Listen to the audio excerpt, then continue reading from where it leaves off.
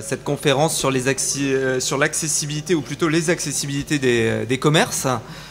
Sujet éminemment complexe et sujet qui, chaque année, et une fois que n'est pas coutume, fait le plein au niveau du salon Urbaccess. Et c'est vrai que la thématique est quand même assez difficile à aborder. Et c'est pour ça que je me suis entouré finalement autour de cette table d'un certain nombre de conférences. Donc j'ai commencé par me présenter, je suis Florent Orsoni, directeur du Design Lab Ville Durable à l'école de design Nantes Atlantique et président de la commission AFNOR P96A, accessibilité et qualité d'usage dans l'environnement bâti. J'ai le plaisir d'avoir à mes côtés pour cette table ronde différentes composantes, si j'ose m'exprimer ainsi, en tout cas différentes personnes capables de sans doute nous donner un certain tour d'horizon sur les commerces. Et bien évidemment, comme ce tour d'horizon ne sera peut-être pas tout à fait complet, je vous inviterai longuement à prendre la parole dans la salle et à vous manifester, puisque c'est un peu le jeu aussi de ces présentations, enfin du moins telles que je les entends. Alors, l'accessibilité des commerces est à la croisée des enjeux de l'accessibilité et de la ville, avec des impacts qui sont multiples. Je crois que lorsque j'avais commencé dans l'accessibilité il y a une dizaine d'années, on me disait la ville sera vraiment accessible. Finalement, on parle des ERP, des mairies, etc. Mais dans la vie quotidienne, c'est comment je vais faire pour aller acheter ma baguette de pain finalement. Donc il y a vraiment cette idée d'enjeu très fort autour de la vie quotidienne. Évidemment, il y a des enjeux très forts aussi pour les commerçants, pour les fonds de commerce. Et puis pour la ville, vous allez voir, parce que à mon sens, l'accessibilité n'est pas si simple, et je vais essayer de vous présenter une petite étude qui va justement illustrer ça. Donc les questions que je vais poser aux différentes personnes, et j'ai le plaisir donc d'accueillir tout à droite plutôt pour vous de cette table Jean-Paul Pipon, donc de la CCI France, chargé de mission accessibilité des commerces, ou oui, c'est en tout cas opérateur sur l'accessibilité des commerces, très incontournable. Hervé Allard de la société Tadeo, qui nous expliquera notamment comment est-ce qu'un service a priori fléché pour les personnes sourdes et malentendantes peut devenir un service pour tous, et je crois qu'on aura un exemple très concret à montrer à travers sa présentation. Sylvain Denonsin de la société Au Guidage, qui va nous parler de déploiement et de dépasser peut-être aussi la logique de la pente, à laquelle on réduit souvent l'accessibilité du commerce, à savoir les deux marches qu'on trouve classiquement sur la voirie. Et puis enfin, quelqu'un d'incontournable également dans le domaine de l'accessibilité, Noël Thorin, président de la société Norma Concept, qui a, je crois, pas mal d'expérience sur du déploiement, sur du commerce, sur des CCI, et qui va nous présenter donc un certain nombre de retours d'expérience. Donc j'ai envie de leur poser plusieurs questions. C'est déjà peut-être plus vers Jean-Paul Pipon, ça va être comment conseiller, concilier aussi et organiser les acteurs du commerce. Ensuite, plutôt du côté de chez Noël Thorin, quels sont les exemples qui fonctionnent, à quelles conditions, et puis peut-être aussi à tous, y a-t-il réellement des bénéfices pour les commerces, comme on dit, à quelles conditions, voilà pourquoi c'est important. Et j'ai envie aussi de faire un petit retour aussi sur la question des ADAP, puisque vous savez que les agendas d'accessibilité programmée, c'est dans l'air du temps, et je pense que Jean-Paul Pipon a des choses à nous dire à ce sujet. Voilà, voilà. En tout cas, les choses bougent. J'aurais juste souhaité vous présenter une étude de cas qui avait été menée à l'école de design avec Norma Concept pour peut-être lancer un peu les débats sur l'accessibilité et montrer la dimension éminemment complexe qu'il y a à intervenir sur du commerce de proximité, juste pour resituer un petit peu les enjeux. Ici, vous avez et c'est en guise d'introduction, et j'inviterai tout le monde un peu à réagir sur cette étude de cas. Vous avez un commerce avec deux marches à l'entrée. A priori, rien de plus typique que ce cas de figure qu'on rencontre finalement tous les jours. Ce commerce donc va présenter un problème, ça s'appelle le chien élégant, un dog cleaner, et voilà, un toiletteur pour chien, voilà, je vais retrouver. Et la question qui se pose, et je resterai volontairement focalisé sur ma thématique des deux marches. Dans l'analyse de l'existant, on peut remarquer que si on rajoute une pente, comme on dit, vers l'intérieur, eh bien nous perdons 15% de surface commerciale. Et donc la question, est-ce acceptable? Et bien sûr la réponse sera sans doute non à cet égard, puisqu'on tomberait typiquement dans le cadre de la disproportion manifeste pour des raisons économiques. La question qui a été proposée, donc un petit peu avec les étudiants de l'école, mais également avec Noël Thorin, c'était avec les équipes de Noël, c'était de travailler donc sur une question, de se dire le commerce n'est pas tout seul, mais voyez la complexité organisationnelle. Hein. Vous voyez qu'il y a un linéaire de commerce ici, là, sur tout le long. Et donc, et à chaque fois sur ce linéaire, il y a toujours ces deux marches, parce que finalement tout a été construit sur un niveau. La solution qui est proposée, dans le cadre d'un exercice d'école, j'allais dire où on peut se le permettre et où on est parfois, on a pour objet de dépasser les choses qui sont faites habituellement. L'idée, c'est tout simplement une passerelle, hein, gateway, passerelle qui serait possiblement démontable et qui serait devant et qui se poserait devant sur tout le linéaire des commerces. Et on a eu la chance de travailler avec la CCI qui nous a dit Banco, c'est une excellente idée de mettre cette passerelle devant tous les commerces parce que finalement, vous voyez que ça va créer une nouvelle identité, cette passerelle. Ça va créer une unité sur le linéaire de commerce. Et ça va permettre d'y voir assez clair finalement. Et au lieu de faire une action corrective accessibilité, à savoir cette pente qui va me manger 15% de la surface commerciale à l'intérieur, eh bien voilà, on va mettre cette passerelle. Alors plus facile à dire qu'à faire. Parce qu'en l'occurrence, la question, ça va être, et je vais me tourner vers Jean-Paul Pipon après pour peut-être une première réaction, c'est que ça va poser problème tout ça. Ça va poser des problèmes organisationnels. Déjà, il faut que tous les commerçants soient d'accord. Deuxième question, qui paye? Évidemment. Et voilà, mais cela dit, on est sur une solution qui permet de valoriser l'identité aussi du commerce. Hein. Ça pourrait poser question. Troisième question, c'est que vous prenez 1,50 m sur la voirie, puisque je pense plutôt dire 1,50 m qu'1,40 m pour permettre des capacités de retournement plus aisées. Et donc, si vous prenez ça, ça veut dire qu'il faut modifier carrément le plan de circulation de la voirie. Et modifier le plan de circulation de la voirie, ça se fait aussi en concertation avec les autorités communales. Bref, j'ai l'impression, et c'est pour introduire le sujet, que l'accessibilité des commerces, ça n'est pas si simple finalement, et que ça met en jeu peut-être différents éléments. Et j'aimerais bien prendre un peu la température de vos réactions par rapport à ça, parce qu'il faut modifier le sens de circulation, shooter une place de parking, etc. C'est quand même assez complexe ce qui est mis en avant dans cette étude. Mais ce qui est mis en avant dans cette étude aussi, c'est que l'accessibilité du commerce de proximité, c'est quelque chose où on ne peut pas peut-être rentrer à l'intérieur, mais au contraire, peut-être repenser l'espace public. Alors, quid repenser l'espace public, arriver vers une rue beaucoup plus lente, vous voyez, un truc beaucoup plus sympathique pour les piétons?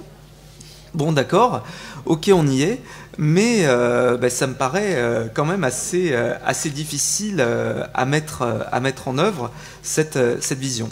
Donc ma première question irait finalement du côté de chez Jean-Paul Pipon. À votre avis, Jean-Paul, est-ce que c'est quelque chose qui pourrait être envisageable? Comment ça marcherait? Voilà, quelle est votre réaction à chaud par rapport à cette petite démonstration finalement sur l'accessibilité qui a pour but donc de questionner et de lancer cette table ronde?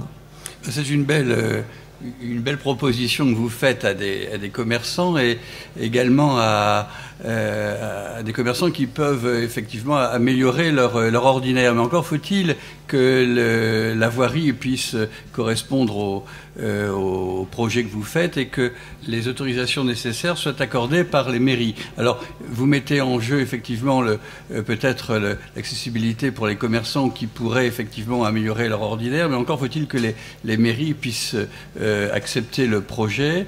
Et qui doit payer? Est-ce la mairie? Est-ce le commerçant? Ou les deux? Et pourquoi pas? Ce sont les problématiques qui sont effectivement là posées. Et là, justement, comment est-ce que vous vous positionnez? Est-ce que les CCI ont la possibilité d'inciter peut-être ou de jouer ce rôle? Qui jouerait le rôle finalement de grand ensemblier?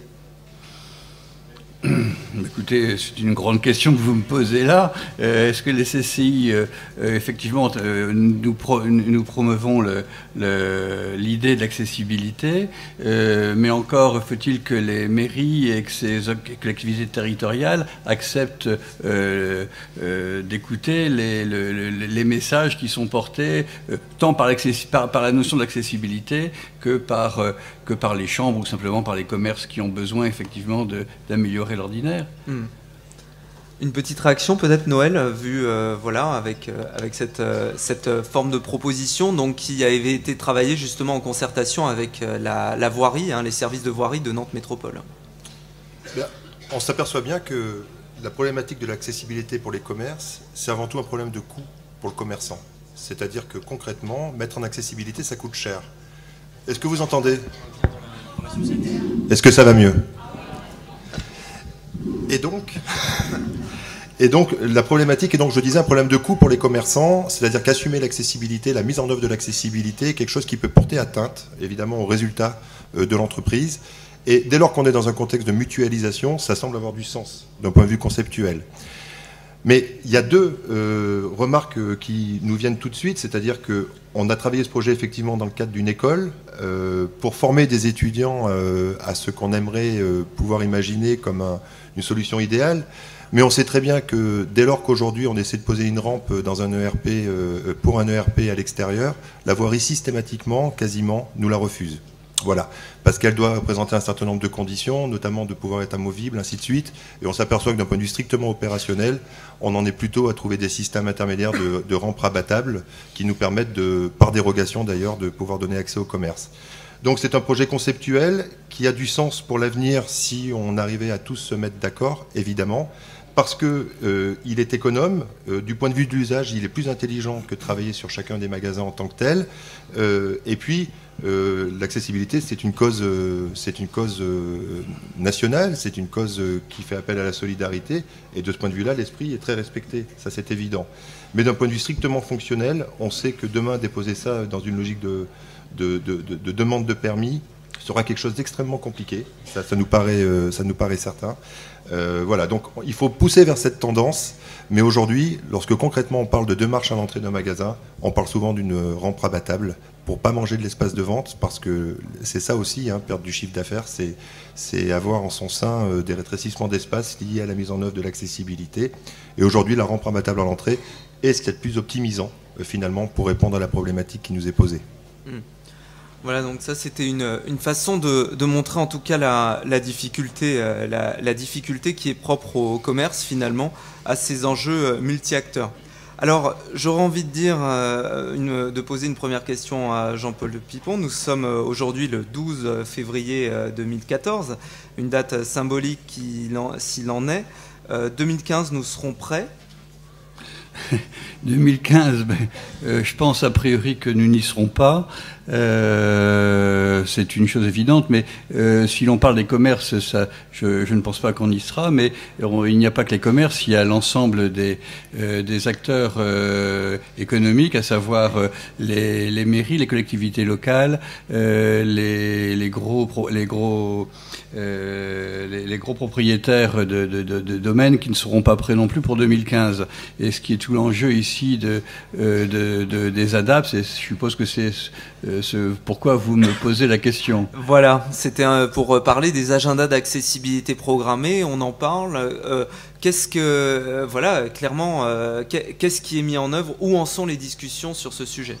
Où en sont? Écoutez, on n'a pas beaucoup de temps, 10 minutes, je crois, pour essayer, ou un peu plus, de résumer ce que nous venons de réaliser avec Marie Proscoletta et l'ensemble des partenaires sociaux et des associations sur l'organisation de ces ADAPT. C'était compliqué, c'était donc 10 journées, voire 80 heures de réunion, et il va falloir donc condenser de façon importante. J'ai pris quelques notes. Les ADAPT, qu'est-ce que c'est? Au départ, c'était une rumeur, je pense, une rumeur de prolongation des délais. Et puis, avec des entretiens que nous avons eus tous confondus, à savoir au Sénat avec Mme Campion, les associations d'une part, les organisations professionnelles, les chambres de commerce, les mairies, les départements, il fallait se rendre à l'évidence que ce que nous venons de dire à l'instant, personne ne serait effectivement au rendez-vous en 2015 concernant ces chantiers d'accessibilité. Il fallait mettre tout le monde d'accord et les réunir pour obtenir un consensus et à nouveau débattre. Mais débattre de quoi? Débattre de tout, de la date et du reste. De la profondeur du giron de la marche, de la largeur des allées pour les HCR. Il a fallu débattre de tous ces sujets. Et 2 chantiers concernant ces ADAPT se sont créés. Un premier chantier qui est un chantier qui s'est appelé le chantier normatif pour parler des normes et essayer d'y trouver des accords concernant l'arrêté de mars 2007. Et essayer de trouver des accords et corriger notamment la loi de 2005 concernant toutes les normes sur les allées, concernant les normes sur les différentes allées, les circulations. On y a trouvé des consensus, notamment sur l'extension aux bâtiments existants des règles d'atténuation qui étaient acceptées pour le neuf. Des bonnes choses et beaucoup de consensus.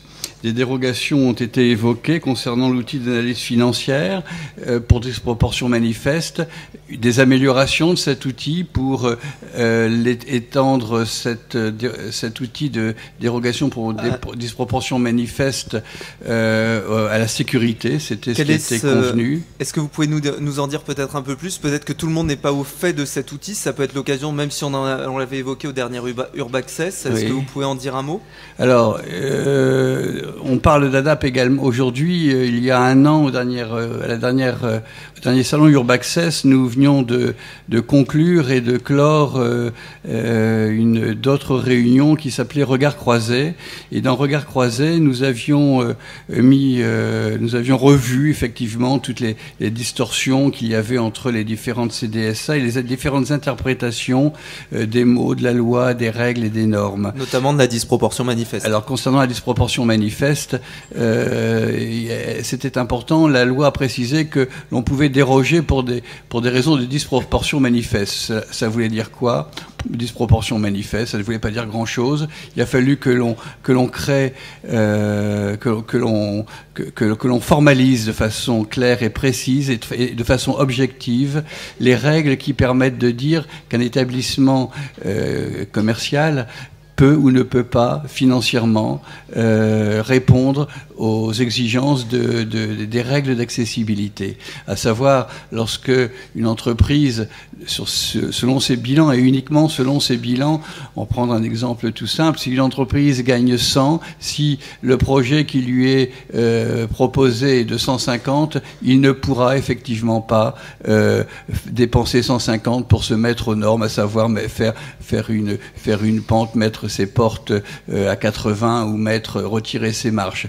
Donc c'était une possibilité qui a été créée d'objectiver très clairement l'impossibilité financière pour un établissement à se mettre aux normes avec un outil que nous avons mis en place avec CCI France, c'est que les commerçants ou les entreprises qui ont besoin de se mettre aux normes pourront se tourner vers les chambres de commerce de leur territoire et leur apporter leur bilan, et ensuite la chambre pourra à ce moment-là donner une raison suffisante et proposer une dérogation à la CDSA pour que la CDSA donne son accord pour pouvoir déroger à tel ou tel besoin. Dérogation partielle, on s'entend bien, pas dérogation totale, puisque il était convenu dans cette opération de regard croisé et encore dans les ADAPT que la dérogation est partielle, et si on ne peut pas par exemple casser une vitrine pour que une porte qui fait que 79 soit à 80, que l'on fasse le nécessaire pour que à l'intérieur de l'établissement il y ait par exemple une tablette d'accueil sur le comptoir, et que le minimum soit fait pour pouvoir permettre l'accessibilité aux personnes handicapées. D'accord, donc vous avez parlé de ce chantier normatif. Donc Oui. concrètement, ça fait quelques allègements finalement normatifs qui seraient à prévoir prochainement? Oui, nous avons eu quelques consensus, enfin pas quelques consensus, beaucoup de consensus sur beaucoup de sujets. Quand j'ai en mémoire concernant les restaurants, les allées qui ne sont pas des allées principales, les allées secondaires qui peuvent être réduites à 0,60. C'est un accord qui a été convenu entre les associations et les différents partenaires des partenaires économiques. Qu'est-ce que nous avions aussi? Donc vous avez commencé en tout cas à dissiper un certain nombre de malentendus aussi parfois, où je pense, pour donner la parole à Noël très brièvement, le temps de retrouver ça, où il y avait quelques problèmes vis-à-vis d'un bureau de diagnostic comme le tien. Disons que la loi a été écrite. La loi, c'est une vision théorique, a priori, de ce qu'on pourrait faire pour permettre l'accessibilité pour tous. Et puis ensuite, il y a l'usage, il y a ce qui se passe sur le terrain et les expériences qu'on en a tirées. Et finalement, ce qui est à privilégier dans un premier sens, c'est l'usage. Ça a paru évident. Et ça a été tellement vrai qu'il y a eu effectivement ces concertations dans les fiches regards croisés où il y a eu consensus sur un certain nombre de sujets, notamment effectivement sur les cheminements, qui posaient beaucoup de problèmes parce que, comme les rampes tout à l'heure, les cheminements, lorsqu'on veut les passer à 1,40 m, on peut exposer moins de produits dans le magasin. Et par quel processus, je ne vous l'expliquerai pas, mais on vend moins si on expose moins. Voilà. Donc il y a eu un consensus qui a reconsidérer la question. Je voudrais sur les ADAP quand même être très précis. Jusqu'à présent, il y a eu des réunions de concertation entre les différents acteurs pour se mettre d'accord effectivement sur les agendas d'une part, on va y revenir j'imagine. Bien sûr. Et là on parle du fond de la loi. Maintenant c'est entre les mains du gouvernement et le gouvernement va trancher sur ces consensus et retenir ce qu'il a envie de retenir par rapport à ça pour essayer, j'imagine, de satisfaire le plus grand nombre et surtout satisfaire à l'objectif de la loi posée en 2005. Il y aura une ordonnance qui va sans doute venir modifier la loi en septembre 2014, qui nous donnera une grande précision sur ce qui a été retenu par rapport à tous ces sujets. Donc encore une fois, les ADAP, c'est quoi? C'est un consensus sur des agendas, c'est-à-dire sur l'engagement de gestionnaires de sol de faire dans un rythme qui sera imposé par la loi, c'est-à-dire sur la reconduite en fait d'une période. Évidemment, chaque maître d'ouvrage qui ne déposerait pas, ou chaque gestionnaire de sol qui ne déposerait pas un ADAP, aurait une obligation de présenter un local accessible à partir du 1er janvier 2015. Ça, c'est vraiment une chose qu'il faut retenir. Deuxièmement, en fonction de la situation, selon que vous ayez un ouvrage, un établissement unique, un grand parc immobilier parce que vous êtes une grande enseigne ou vous êtes propriétaire d'un musée, je ne sais pas, eh bien les périodes qui sont données dans ce sens, ou alors une boulangerie, ne seront pas les mêmes. On sait que pour une catégorie 5, c'est-à-dire un petit commerçant, on a donc 3 ans. Et pour les autres, ceux qui ont des plus grands patrimoines ou des très très grands ouvrages, là, ça sera 3 ans visiblement renouvelable une fois. Jean-Paul? Oui, c'est effectivement le deuxième chantier que nous avions abordé, qui était le chantier ADAP, donc qui est bien l'agenda d'accessibilité programmée. Et c'est un chantier beaucoup plus subtil que le premier qui consistait à parler de normes et à se mettre d'accord sur des bonnes pratiques, sur l'accord des 0,60 pour une allée secondaire ou des choses comme celle-là, ou une longueur de giron pour une marche. Et il s'agissait d'un consensus technique sur le premier cas. Le deuxième était beaucoup plus subtil, plus épineux et beaucoup plus sensible. Qui dit programmation, dans l'agenda d'accessibilité programmée, qui dit programmation, dit délai. Délai unique ou différencié, telles étaient les questions qui se posaient. Les divergences étaient importantes et pour les départements et les régions et les gros patrimoines, ces derniers demandaient des délais très très très longs. Les associations étaient naturellement en désaccord avec ces délais différenciés, tout comme les organisations professionnelles et également les chambres de commerce. Je crois qu'on parlait de délais de 9 ans pour les gros gestionnaires de patrimoine. Alors effectivement, les délais vont de 3 ans à 9 ans. On a traité, le sujet était donc difficile à aborder, et plutôt que de traiter dans le temps, je me souviens, plutôt que de traiter du délai, on a préféré traiter au départ du point de départ du délai. On a donc convenu que ce délai serait le 31 décembre 2014, donc 1er janvier 2015, et l'on s'est ensuite orienté vers un autre sujet qui était de savoir comment on allait s'organiser, plutôt que de parler de délai, comment on allait s'organiser pour monter ces dossiers. Et on a parlé donc de CAPH, de comité d'action communal pour l'accessibilité, qui aurait permis en un premier temps qui devrait être informé du dossier du pétitionnaire. On a parlé ensuite, pour ne pas parler des délais, qui sont des sujets qui fâchent, on a parlé des sanctions, qui était un autre sujet qui pouvait fâcher. Et on a rappelé que les sanctions de la loi 2005 étaient toujours présentes, à savoir 45 000 euros ou 5 fois pour une personne morale. 45 000 euros, c'est ce qu'un commerçant ou une entreprise qui n'est pas en société risque de payer en termes au pénal, ou 5 fois si ce même commerçant, et par bonheur, a réussi à se mettre en société. Ça fait 225 000 euros. Nous avons convenu aussi de plafonner, par contre, cette pénalité à 5% du montant de la capacité d'autofinancement de l'entreprise, ce qui est une belle avancée pour les entreprises qui modèrent quand même cette pénalité. La durée pourrait être imposée de plusieurs périodes avec des phasages. On revient ici encore une fois dans un nouveau temps sur les phasages.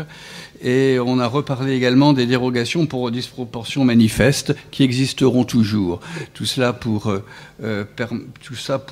en arriver à des délais et revenir sur la durée. La durée était difficile à négocier. C'était un débat qui était houleux et qui risquait l'impasse. Il a été établi 2 principes. Le premier principe était de dire que plusieurs délais seraient proposés. 4 ans au minimum, c'était le délai qui figurait dans le rapport de Madame Campion. Deuxième possibilité était de dire on prendrait 5 ans, c'est-à-dire la moitié des 10 ans qui étaient établis dans le cadre de la loi de 2005. Et éventuellement, il avait été proposé ou pensé, mais toujours sans aucun arrêté, la possibilité de prendre 6 ans, qui était la durée d'un mandat municipal. Un deuxième principe était évoqué, c'était le pari de la confiance. C'était ce qu'avaient évoqué Madame Campion et Marie Proscoletta, qui se résumait à proposer, ce que M. Thorin venait de dire à l'instant, 3 ans pour les 5e catégories, 6 à 9 ans pour les catégories de 1 à 4. CCI France et les organisations professionnelles ont demandé une égalité de traitement pour les 5e catégories qui sont les plus fragiles, qui sont les petites entreprises, qui sont les petits commerces, par rapport aux grosses structures que sont les mairies, les départements et les gros patrimoines, qui eux ont peut-être beaucoup plus les moyens de se mettre aussi plus facilement que les petites entreprises aux normes de l'accessibilité. Voilà, concernant les délais, c'était compliqué, ce n'est pas encore fixé. C'est une ordonnance qui en réglera le détail. Cette ordonnance sera rendue a priori par le Premier ministre au 1er juillet. Aujourd'hui, toutes ces conversations, ces débats que nous avons eus au niveau de ces chantiers ADAP sont en train d'être moulinés pour être mis en pratique et apportés aux législateurs pour qu'une ordonnance soit prise effectivement au 1er juillet. Très bien. Est-ce qu'il y a des questions par rapport à ça dans la salle? On peut peut-être prendre 1 ou 2 questions. Oui, il y a une question de 3. Est-ce qu'il y a quelqu'un qui peut nous apporter un micro pour circuler dans la salle? Ouais. Voilà, donc quelques questions. Si le temps que le micro, si vous voulez bien vous manifester, donc il y a une personne qui passe dans la salle là pour vous apporter un micro baladeur. Si je comprends bien, donc il y a 2 chantiers, hein. Il y a le chantier ADAP et il y a le chantier normatif.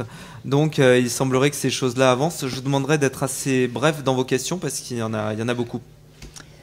Mireille Beau de la CCI de Nice. J'ai une question que j'avais posée l'an dernier d'ailleurs à Madame la Ministre concernant les sanctions. Est-ce que cette année on en sait un peu plus? Parce que ça nous est demandé très très souvent par les commerçants et les entreprises.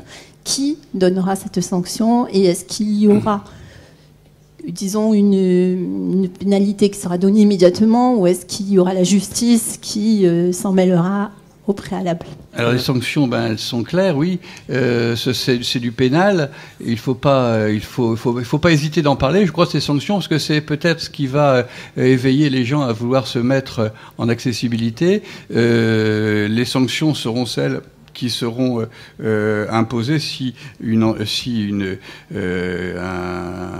personne en mobilité, une personne en situation de handicap porte plainte, se porte partie civile contre le commerçant ou contre l'entreprise qui ne sera pas mise aux normes. Et donc effectivement, les tribunaux auront un barème qui va entre 45 000 € et 5 fois le montant si cette entreprise est une personne morale. Mais cette sanction serait limitée, selon les débats que nous avons eus, serait limitée à 5% de la capacité d'autofinancement de l'entreprise. Voilà. D'accord, donc à prendre au conditionnel peut-être pour l'instant. Ah. Hervé, un élément d'information à rajouter ? Oui, je voudrais juste rajouter, j'ai 2 casquettes ici, puisque je suis secrétaire général du Conseil national handicap. Je rappellerai simplement pour les sanctions, pour être précis dans la réponse, sont de 2 ordres. Un, les dispositions du Code pénal. Le Code pénal prévoit, et c'est là où il y a peut-être un amalgame avec la loi de 2005, la loi de 2005 qui donne un certain nombre d'échéances aujourd'hui ne vient pas contredire du tout le Code pénal. Il faut quand même le rappeler. C'est-à-dire qu'aujourd'hui, si effectivement il y a une plainte qui est déposée, le tribunal tranchera. Et d'ailleurs, aujourd'hui, on a des gens et des établissements qui sont condamnés par les tribunaux correctionnels. Donc ça, c'est le premier aspect du sujet. Le deuxième aspect du sujet, c'est que la sanction existe déjà, et elle est ancienne, c'est la fermeture administrative de l'établissement. Donc le registre des sanctions est tout à fait clair. Il n'y a pas de modification à voir. C'est pas la loi de 2005 qui fixe effectivement les conditions ou les sanctions. C'est d'un côté le code pénal et deux, aujourd'hui le code de la construction qui effectivement prévoit à l'autorité qui est le maire de prononcer la fermeture administrative de l'établissement.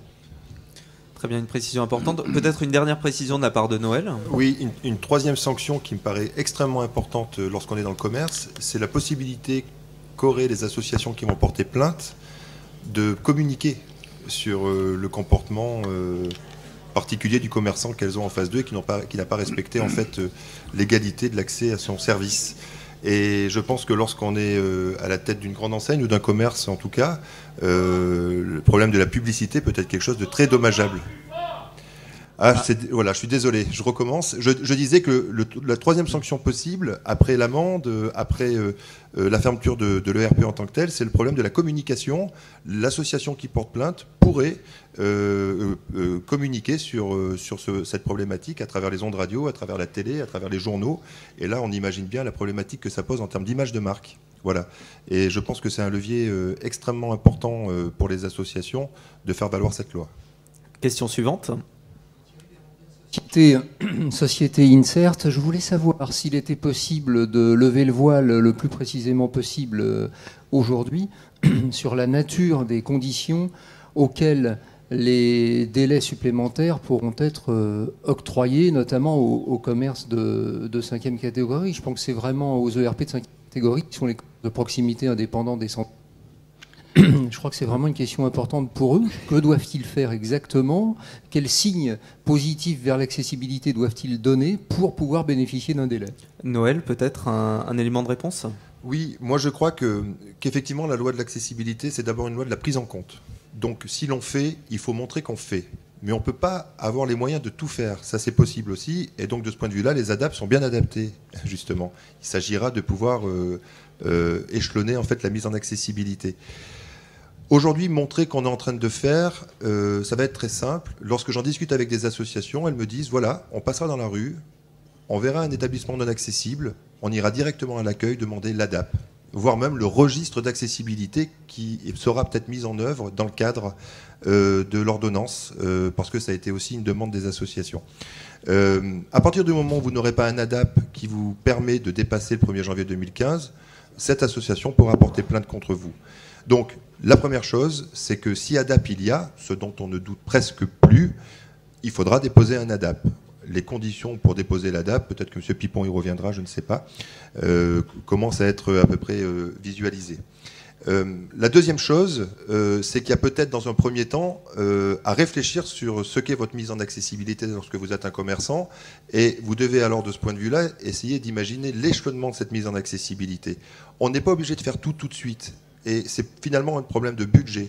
Quel budget je peux mettre par année dans le temps qui m'est imparti pour arriver à une accessibilité à 100% ou sur un usage optimal de mon commerce? Voilà, ça c'est les vraies questions qu'il faut se poser, et l'ADAP, ça va être une traduction de cette stratégie. D'accord? Donc, la personne handicapée qui veut porter plainte, lorsqu'elle va voir l'ADAP et qu'elle va voir les intentions qui sont là, sont importantes. Et dernier point, il y a en ce moment des organismes qui travaillent très sérieusement sur la possibilité de certifier des bâtiments qui auraient été mis en accessibilité. Voilà. Donc, pour ceux qui veulent un peu plus d'informations sur ça, vous pourrez venir me voir à la fin et je vous expliquerai comment ça devrait se passer. On pourra même en parler sans doute durant les interrogations. Alors, comme on est juste au premier volet, je vais vous demander d'être assez bref. On va prendre encore 2 dernières questions. Guy Abgral, architecte, représentant de l'UNSFA, Union nationale des architectes français. Voilà, j'aurais 2 points à évoquer. D'une part, qu'est-ce qu'on appelle gros patrimoine, compte tenu qu'une société avec des franchisés, ce sera une multitude de petits patrimoines, et la même société ayant une gestion directe de ses magasins va devenir une société à gros patrimoine. Bon.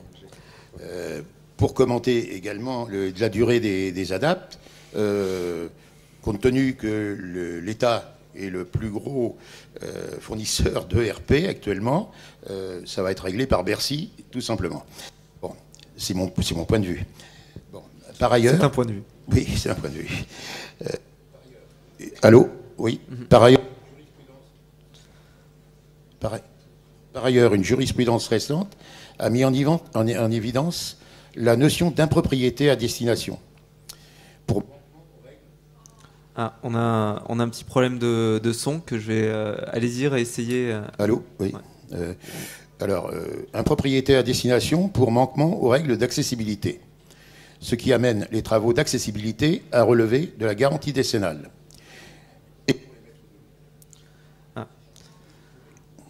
On a un petit problème de son. Je vais vous demander d'essayer de remplacer le micro là pour la technique. En tout cas, je vais laisser Noël Taurin dans un premier temps répondre à la première question. Le temps, j'espère, de régler ce problème de micro.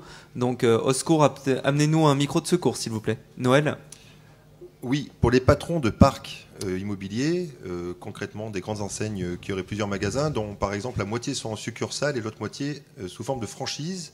On comprend bien que la première moitié est sous la direction du réseau, donc on peut là-dedans obliger l'ensemble des directeurs à accepter la mise aux normes, pas de problème, même si finalement ça peut parfois déjà être compliqué.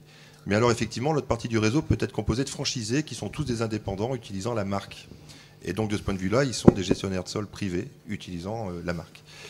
On est en train de se gratter la tête pour se demander effectivement comment des franchisés qui finalement, à titre individuel, n'ont pas obligation de faire dans les contrats qui les lient à leur marque,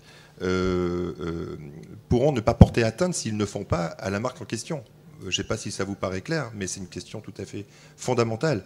Donc nous, ce qu'on préconise dans ces moments-là, c'est déjà un devoir d'information extrêmement précis sur le sujet. C'est la mise en œuvre, je pense, d'un accompagnement, peut-être même sous forme de financement. Certains réseaux bancaires commencent à y penser, c'est-à-dire des prêts bancaires à disposition des commerçants qui voudraient se mettre en accessibilité, parce qu'on ne peut pas imposer quelque chose sans en donner les moyens sans doute. Et puis la troisième chose, peut-être effectivement faire évoluer les contrats entre les patrons de réseau et leurs franchisés, si notamment le réseau choisissait une certification, eh bien, pour qu'elle ait lieu sur l'ensemble du réseau. Voilà. Mais il est certain qu'en cas de communication sur les manquements d'un franchisé, ça pourrait aller quand même très très vite en termes de dégradation de l'image de marque, et c'est là que c'est extrêmement complexe. Je rappellerai, parce que j'ai une autre casquette aussi, c'est architecte et spécialiste des réseaux de distribution depuis 30 ans, et je suis les groupes de distribution. Très clairement aujourd'hui, les bons élèves de la classe, ce sont les groupes de distribution, qui soient succursalistes ou qui soient franchisés, puisqu'il y a des règles qui sont en général imposées par les enseignes sur effectivement les comportements que doivent avoir les commerçants qui portent la marque. Donc aujourd'hui, je pense que le sujet des grandes enseignes, même si on doit y porter attention, parce que tout n'est pas réglé les concernant, l'immense majorité est en conformité avec les textes, et depuis très longtemps, bien avant la loi de 2005. Le sujet de l'accessibilité, c'est un sujet qui, depuis au moins 30 ans, est le quotidien des grandes chaînes en termes ne serait-ce que pas nécessairement d'accessibilité au sens des personnes à mobilité réduite, et encore je rappellerai que là on focalise beaucoup sur les personnes à mobilité réduite, mais il y a déficience, il y a tous les aspects cognitifs, il y a déficience visuelle, il y a déficience auditive, et effectivement tous ces sujets-là quand même sont à prendre en compte. Et je rappelle que le code pénal, il ne fait pas de distinguo, il prévoit l'accessibilité des biens et l'accessibilité des services. Et là aujourd'hui on est effectivement beaucoup quand même porté sur la problématique de la mobilité réduite, même si bien sûr on a énormément de mamans ou de papas avec des poussettes, et l'accessibilité les concerne également aussi. Rappelons-le quand même. Mais donc pour revenir sur les grandes chaînes de distribution, très clairement aujourd'hui, je pense que on va dire que c'est pas un vrai sujet, il faut y être attentif, mais l'immense majorité, et depuis une trentaine d'années, l'intègre pour une raison simple, c'est parce que ils ont dans le cadre du parcours client, ils ont besoin effectivement que le déplacement du consommateur soit le plus lisible, le plus clair, le plus aisé pour faciliter l'acte d'achat. Vous parlez des grandes surfaces, j'imagine. Non, pas du tout. Vous parlez des réseaux... Non, je parle des réseaux de magasins spécialisés, que ce soit dans l'optique, des chaînes comme Chris, comme Afflelou, que ce soit dans la téléphonie, SFR, Bouygues, et puis si on peut en prendre d'autres encore, des Célio, du Perrier même, etc., des Lacoste, enfin bon, je peux citer il y a pas mal des dizaines et dizaines d'enseignes qui sont aujourd'hui tout à fait bons élèves de la classe, parce que, de toute façon, ils ne peuvent pas porter atteinte effectivement à leur démarche qui consiste à que la rencontre du produit et du consommateur soit la plus efficace possible, et quelle que soit la situation de la personne et du client. Oui, enfin, juste peut-être pour préciser, on travaille depuis 2009 sur cette problématique, et tous les gens que vous avez cités sont certains de nos clients, dont 75% du parc est à remettre aux normes. C'est important de dire que ces gens-là, qui sont souvent en catégorie 5 en centre-ville, ont les mêmes problèmes que des commerçants particuliers, et avec des marches à l'entrée, avec des cheminements non respectés, avec des problématiques de signalétique, avec des choses extrêmement claires à mettre en œuvre. Donc, non, je reviens sur le sujet. On n'a pas la même base de données, manifestement. Hein. Oui, et puis moi, je le fais depuis 90, et très clairement, en tant qu'effectivement spécialiste de la distribution, je considère aujourd'hui qu'il y a le focus se pose, et je pense que je suis assez d'accord avec monsieur qui parlait des commerces de proximité, et c'est-à-dire effectivement les petits commerçants qui n'ont qu'un commerce et qui ne sont pas nécessairement attachés à une enseigne, où là il y a de vraies difficultés sur lesquelles il faut trouver effectivement de vraies réponses à de vrais problèmes. Les enseignes, elles sont responsables, et je pense qu'il est assez simple de ne pas faire de distinguo entre les succursales et notamment les franchisés, voire les indépendants. En tout cas, que les choses avancent assez nettement dans ce sens. Bon, monsieur Abgral... Jean-Paul, peut-être très rapidement pour... Vous finirez jamais votre question, monsieur Abgral. Non, mais concernant les... D'abord, les gros patrimoines, on n'en a pas effectivement parlé dans ces réunions ADAP, vous y étiez, et on ne sait pas bien ce que c'est qu'un gros patrimoine. La notion de grosseur est un peu compliquée. Concernant les franchisés, ce sont des 5e catégories de toute façon. Il faut en rester sur la catégorie. Qu'ils soient, par exemple, on donnait l'exemple d'un opticien Chris ou d'un opticien indépendant, qu'il soit Chris ou indépendant, il reste 5e catégorie de toute façon, et l'opticien qui est franchisé est de toute façon aussi un indépendant. Il ne dépend pas du groupe, il dépend peut-être commercial. Pour ses achats, Chris est un groupement d'achat, mais en aucun cas n'intervient dans la gestion interne du magasin. Il ne faut pas confondre les franchisés et puis les magasins, et puis les grosses enseignes que sont les hyper ou autres, pour lesquels je ne me fais pas trop de soucis. La suite de la question. Effectivement, au niveau des... c'était la notion de gros patrimoine. À quelle hauteur mettons la barre, quoi. Je veux dire, il faudra bien préciser un niveau, quoi. Bon, je reviens aux travaux. En ce qui concerne les travaux d'accessibilité, qui relèvent de la garantie décennale, et pour les maîtres d'ouvrage, l'obligation d'une assurance dommage ouvrage. Tout ceci implique la responsabilité des concepteurs ou maîtres d'œuvre. Il est donc, à mon avis, indispensable que les centres ressources distinguent clairement ce qui relève de la loi de ce qui relève des bonnes pratiques. J'aurais voulu avoir votre point de vue à ce sujet. Très bien. Peut-être Jean-Paul Pipon sur ce sujet.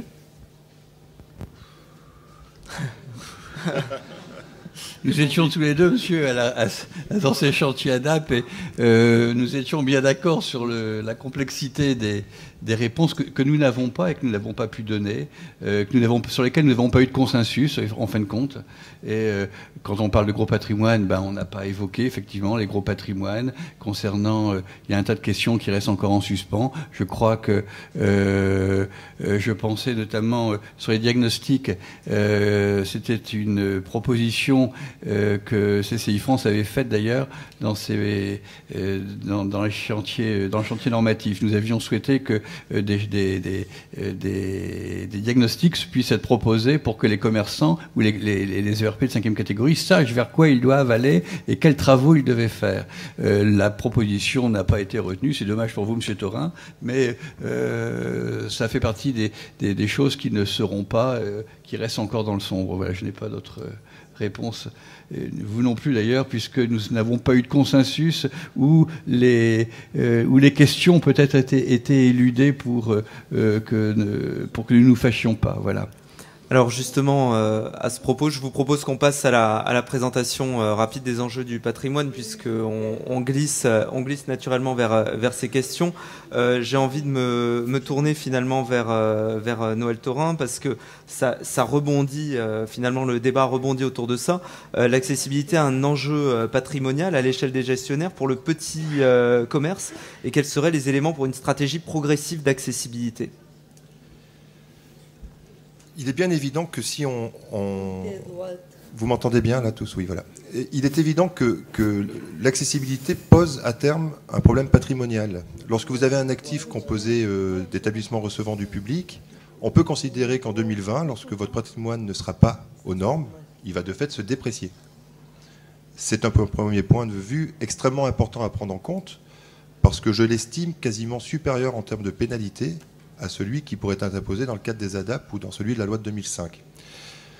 C'est d'autant plus vrai en termes de développement pour une enseigne, parce qu'à partir du moment où vous avez un patrimoine qui n'est pas aux normes, on sait très bien ce que font des développeurs, par exemple, effectivement, dans ce qu'on appelle des gros patrimoines. Ils cherchent tous les jours de nouveaux emplacements stratégiques pour mieux vendre. Ils essaient de se séparer de certains qui ne correspondent plus forcément à des emplacements souhaités. Des ERP pas aux normes dans ce cadre, eh bien, immobiliseraient complètement en fait, le développement de l'enseigne. Donc il y a effectivement des enjeux extrêmement forts à mettre en œuvre l'accessibilité pour des raisons d'ordre patrimonial de ce point de vue-là. Une stratégie progressive de mise en accessibilité, c'est ce que va permettre de faire les ADAP. C'est-à-dire qu'il faut effectivement se poser des questions sur ce que l'on va faire chaque année. Alors qu'on soit un petit commerçant ou qu'on soit une grande enseigne, ce sera le même sujet. Et alors là, il y a plusieurs scénarios qui sont possibles. Est-ce que je démarre effectivement par les handicaps pour lesquels il est peut-être plus facile de mettre en œuvre l'accessibilité? On parlera avec Sylvain, j'imagine, des personnes sourdes et malentendantes, des personnes aveugles et malvoyantes, ou des signalétiques, par exemple, pour répondre à la problématique des maladies cognitives, d'orientation. À quel moment, effectivement, je suis capable de parler du travail à réaliser sur mes entrées? On sait que les investissements les plus gros et les dossiers les plus complexes, qui demandent d'ailleurs autorisation administrative, sont liés aux personnes souvent utilisant les fauteuils roulants. Parce qu'effectivement, ça demande un dépôt d'autorisation administrative, donc il y a une stratégie à mettre en œuvre par rapport à ça. Et puis enfin, pour ceux qui disposent d'un parc, on peut bien imaginer que, et c'est pas quelque chose de très coutumier, il faut peut-être se projeter dans un terme un peu plus long, en termes de remodeling et de rénovation des différents bâtiments, parce que les ADAP peuvent permettre effectivement de repousser les gros cas de mise en accessibilité dans la possibilité de rénover en fait complètement le magasin ou l'agence bancaire concernée. Et là, il y a des économies substantielles à mettre en œuvre, pourvu que, sans oublier l'usage, on imagine pendant ces périodes où on attend peut-être des moyens temporaires pour permettre quand même un usage intelligent de l'accès aux services. Voilà. Et qu'est-ce qu'il en est de la voirie? Est-ce qu'on ne devrait pas attendre de la voirie qu'elle se mette à niveau? Je pose cette question au hasard. peut-être pas tout à fait. Ben, c'est, à mon avis, un des objectifs particuliers à mener. Vous savez que les voiries, le rythme de mise en accessibilité des voiries n'est pas très facile à appréhender. Travailler en concertation dans ce cadre serait une bonne chose parce qu'effectivement, il va y avoir beaucoup de cas, à mon avis, où la mise en accessibilité des entrées sera poursuivie par une mise en accessibilité de la voirie. Et il est fort possible qu'il y ait de l'argent qui ait été dépensé pour rien parce qu'il n'y a pas eu de concertation. Voilà. Donc ça sera un outil, un levier peut-être intéressant. Voilà, donc ça reste à montrer. En tout cas, il y a une vraie stratégie, il y a une vraie urgence. Peut-être une première réaction de la part des personnes autour de la table. Je vois qu'il y a Guy Abgral aussi qui voulait réagir. Peut-être une réaction de la part de Jean-Paul Pipon à ce sujet. Bah oui, il faut que les voiries effectivement se mettent en place en même temps que les commerces. Mais l'épave devait être aussi un sujet qui aurait dû être traité dans ces chantiers ADAP. On les a éliminés d'office.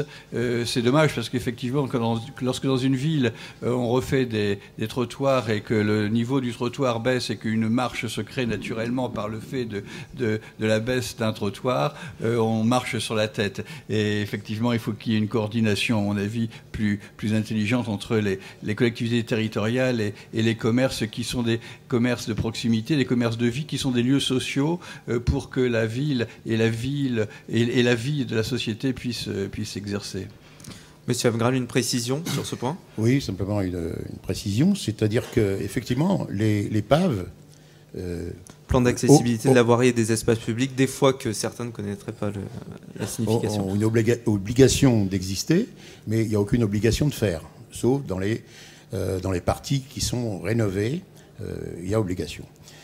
Moi, je suggère que lorsque l'on met un ERP en accessibilité, qu'il soit public ou privé, je suggère qu'il y ait une obligation, de par la loi, que les voiries elles-mêmes soient mises en conformité jusqu'au transport public accessible le plus proche.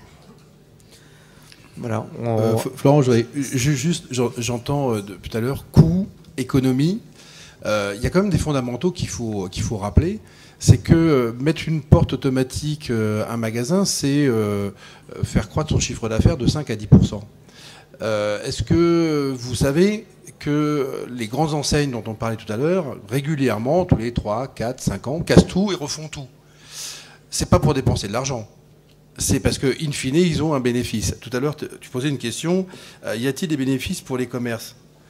Et depuis de nombreuses années, on entend trop régulièrement que le handicap, en fait, est un centre de coût. Alors, bien évidemment, à un moment donné, ça représente un coût dans des cas spécifiques, mais pour les commerces, la lecture doit radicalement changer. On n'est pas dans un centre de coût, on est sur un levier qui va permettre aux commerçants de se différencier. J'ai l'exemple typique d'un charcutier boucher dans l'Est de la France qui s'est interrogé sur qu'est-ce que je fais vis-à-vis de mon échange du 31 décembre 2014 ou 1er janvier 2015. Et il avait deux options. Soit effectivement alors, s'entend, je mesure quand même mes propos, de bricoler pour être accessible ou de repenser carrément son modèle en termes d'accessibilité, de circulation, de réponse aux besoins du consommateur. J'ai dit, tiens, je vais, avec un architecte, travailler sur le deuxième cas. Résultat, il a un chiffre d'affaires en progression de 20 à 30%. Donc, je pense qu'on parlait encore, et on parle trop régulièrement de coûts, on parle trop régulièrement d'économie. Il faut effectivement que le message soit dit, et la Fédération française des fabricants de portes automatiques aurait dû être invitée, ça aurait été plutôt intéressant. Et eux, ils ont des chiffres qui vous démontreront que, effectivement, ne serait-ce que mettre une porte automatique, moi je suis grand-père, j'ai 5 petits-enfants, quand je me balade avec mes 5 petits-enfants qui courent dans tous les sens, le journal sous un bras, le pain sous l'autre, j'aime bien que la porte automatique, que la porte s'ouvre toute seule. C'est quand même beaucoup plus confortable. Donc j'ai pas besoin d'être une personne handicapée, je suis en situation de handicap et effectivement je serais beaucoup plus attiré vers un magasin qui va m'accueillir de façon plus confortable. Donc le levier de croissance, le levier, en fait il est effectivement économique, il faut pas oublier effectivement que de faire des travaux, et encore une fois si les grandes enseignes le font tous les 3, 4, 5 ans, c'est parce qu'elles vont atteindre une croissance de chiffre d'affaires avec ces travaux qu'elles réalisent. Donc cet exemple, il faut le rapporter au commerce aussi de proximité, puisqu'on a des exemples tous les jours de gens qui le font et qui effectivement se traduisent par un bénéfice direct et immédiat. Donc le handicap ou l'accessibilité n'est pas nécessairement une lecture de centre de coût. C'est plutôt une valeur ajoutée. C'était un peu comme ça que j'avais envie d'introduire ton intervention, du spécifique à l'universel finalement. C'est aussi ce qui est proposé par Tadeo et c'est d'ailleurs ce que je vais te proposer de nous présenter tout de suite, puisque tu as fait la transition finalement par rapport à cette solution également qui est proposée pour les petits commerces et pour le commerce de proximité et pour ces solutions de communication. Est-ce que tu peux nous en dire plus justement sur ce qui est proposé par Tadeo notamment, pour qu'on rentre aussi dans cette innovation technologique, parce qu'on peut parler d'innovation aussi. Alors, un petit moment de détente, moi je te propose de passer le slide d'après. Il y a une petite vidéo, ça vaut mieux que tout long discours. Ah, pas d'image. Ça va arriver. En France, une personne sur 10 présente une déficience auditive. La communication entre les entendants et les sourds ou malentendants reste donc difficile. Téléphone, réunion, entretien, accueil, avec Tadeo et Axéo, tout devient possible. Les services Tadeo et Axéo permettent la communication pour tous en temps réel et à distance, de manière réactive et spontanée.